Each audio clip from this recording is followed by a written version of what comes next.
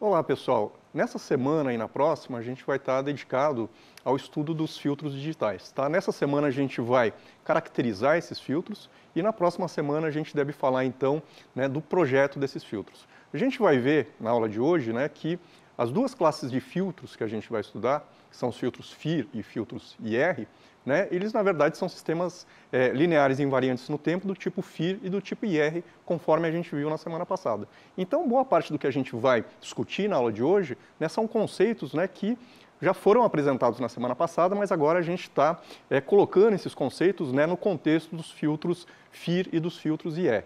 Tá? A gente vai falar também um pouquinho nessa aula sobre a representação desses filtros. Tá? Então, vamos dar uma olhada nisso. Então, olha só, que nem eu comentei com vocês, uma parcela significativa aí dos filtros são sistemas lineares invariantes no tempo, do tipo IR ou do tipo FIR. Tá? E são essas duas classes de filtros que a gente vai estar estudando aqui nessas duas semanas. A gente vai considerar também, na nossa análise, que esses filtros são causais. Tá? Isso quer dizer o quê? Como a gente já sabe, para o filtro ser causal, eu tenho que a resposta ao impulso ela tem que ser igual a zero para n menor do que zero. Bom, de uma forma geral, quando eu estou representando os filtros IR ou FIR, basicamente eu tenho três elementos. Eu tenho somadores, na verdade, essa estrutura já apareceu para a gente quando a gente falou lá de sistemas lineares invariantes no tempo. Então eu posso ter aqui a soma de duas sequências dentro da estrutura de um filtro. Posso ter um multiplicador, pode ser um multiplicador por sequências, ou ainda um multiplicador onde eu tenho aqui, na verdade, uma constante. Então, eu tenho um ganho. E posso ter também componentes de atraso. Perceba que agora o componente de atraso ele aparece para a gente com essa indicação de z a menos 1. Na semana passada, a gente escrevia lá, atraso de uma unidade.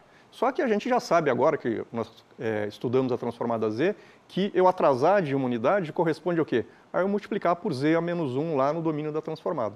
Tá? Então, nas representações de filtros, a gente vai encontrar normalmente essa representação. Quando eu tiver um elemento de atraso, vai aparecer um z a menos 1 para mim. Tá? Bom, partindo lá da EDLCC, que estabelece lá a relação de entrada e saída do filtro, então, normalmente esses filtros aí vão ser representados pelo que a gente chama aí de forma direta 1 ou forma direta 2. Então, se eu escrever a EDLCC agora explicitando a saída do filtro, y de n, eu posso escrever então que y de n é igual a um v de n mais um somatório dos termos em y, onde esse v de n nada mais é do que a somatória dos termos em x.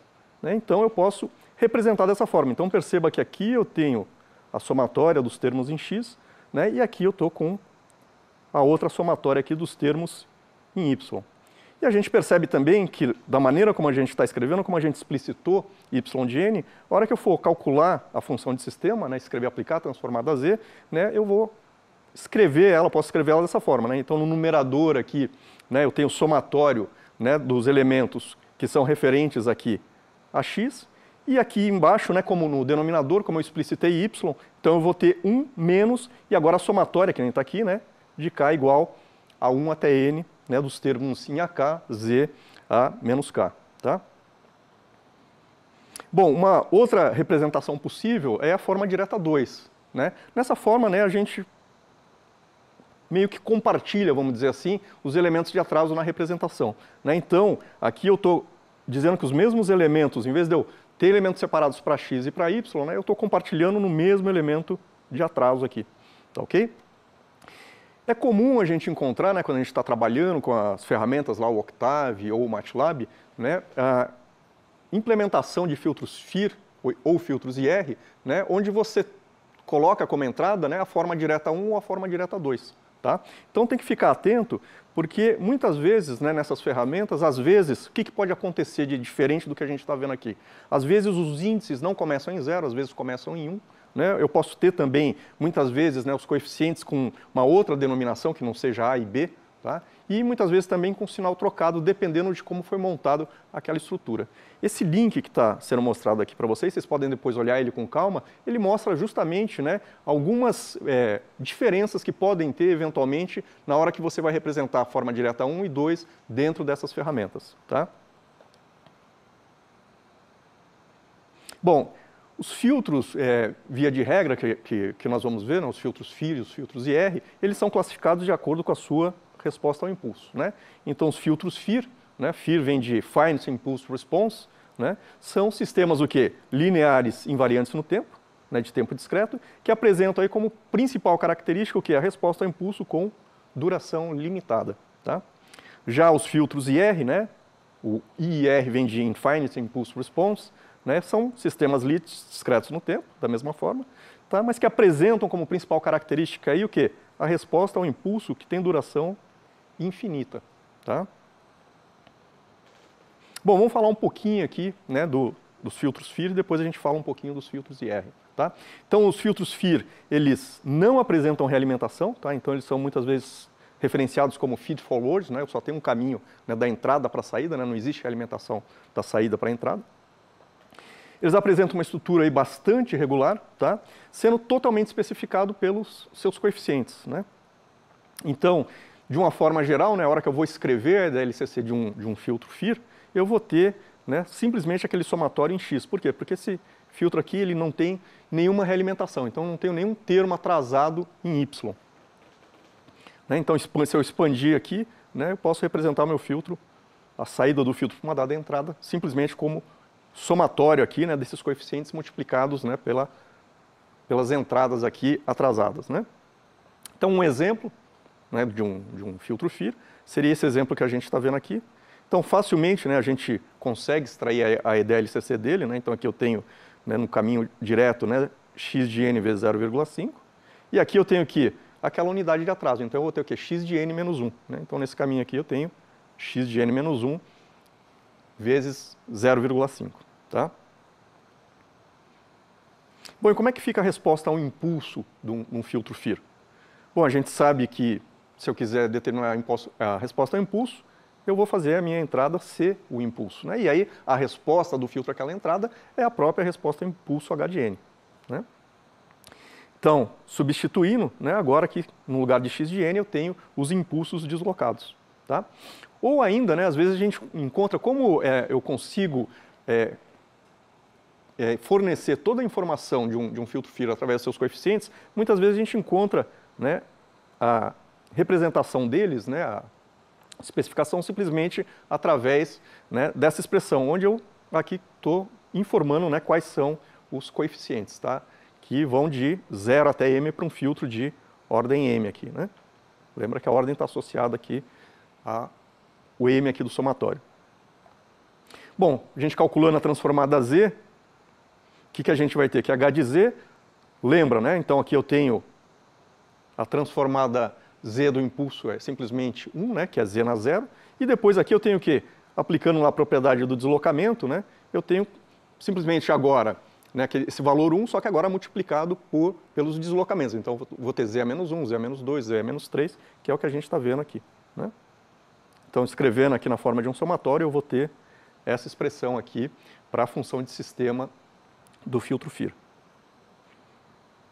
Então, pegando lá o nosso exemplo, né, a gente tinha determinado y de n, para mim determinar h de n, agora simplesmente eu substituir x de n por delta de n. Né? Aqui a gente tem a representação, né, então eu tenho aqui um impulso na origem, com valor 0,5, e outro, né, em 1, né, que corresponde aqui ao delta de n menos 1. Tá?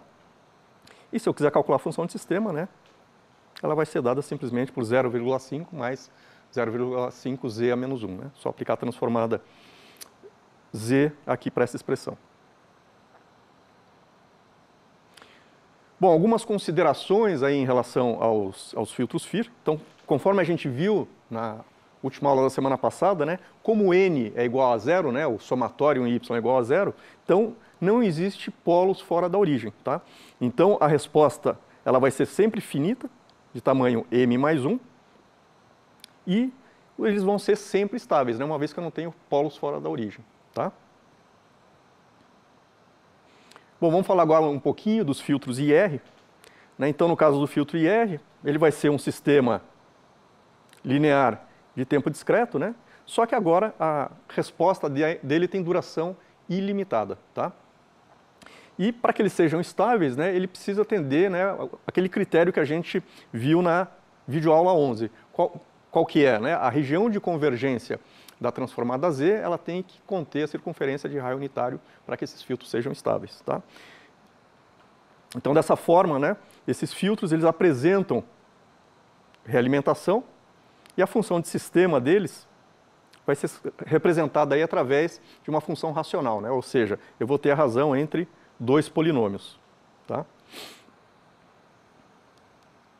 Então, exemplificando, né, aquele sistema LIT que a gente tinha visto lá na videoaula 12, na verdade é um filtro IR estável, né? A gente tinha visto, né, era esse filtro aqui, lembra que a gente pegou e analisou esse filtro completamente, né? A gente, por inspeção, determinou a IDLCC, depois a gente determinou a transformada Z, né? Depois a gente encontrou a função de sistema, encontrou os polos, fez análise de polos e zeros, e depois a gente retornou, né, calculando a antitransformada lá para a gente determinar qual que era a resposta ao impulso, que é essa resposta que a gente está vendo aqui, né?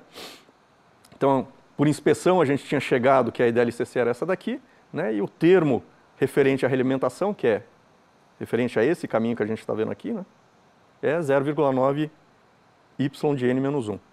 Né, a gente tinha visto, deixa eu só limpar aqui para a gente enxergar melhor, a gente tinha visto também, né, que a função de sistema era dada por essa expressão, né, menos 1/2 de z menos 2 dividido por z menos 0,9. Né? Ou seja, esse filtro tinha um zero em 2 e um polo em 0,9. Tá? E dessa forma ele era estável, né? Porque a região de convergência continha a circunferência de raio unitário. Né? E aí a gente calculou, né, a resposta ao impulso calculando a antitransformada. Né? E para isso a gente utilizou, lembra que a gente utilizou tabelas, né? A gente utilizou tabelas sem fazer diretamente o cálculo daquela integral de linha, que eu tinha comentado com vocês, né, que normalmente você vai fazer uso de tabelas e não fazer o cálculo direto. E foi o que a gente fez. Tá?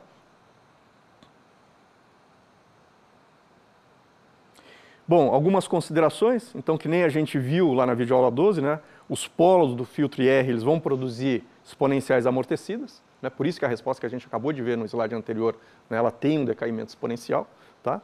E no caso do filtro IR, né, devido à presença desse feedback aqui, que vai ocorrer o aparecimento de polos fora da origem, né, então a transformada Z ela se mostra aí como uma ferramenta essencial para a gente poder fazer a análise desses filtros, né, principalmente do ponto de vista de estabilidade. Tá ok? Bom, pessoal, então era isso que eu queria contar para vocês nessa videoaula inicial, né? Então, a gente viu que, na verdade, os filtros que a gente vai estudar nessa semana são da classe dos filtros FIR, da classe dos filtros IR, e eles são, né, eles têm as mesmas propriedades daqueles sistemas LITs que a gente tinha visto na semana passada, porque eles são sistemas lineares invariantes no tempo do tipo FIR e do tipo IR. Tá? Na próxima aula, a gente entra um pouco mais em detalhes, né, em relação ao filtros FIR, e na última videoaula da semana, então, a gente vai falar um pouquinho das características aí dos filtros IR. Tá ok? Então, até a próxima aula, pessoal.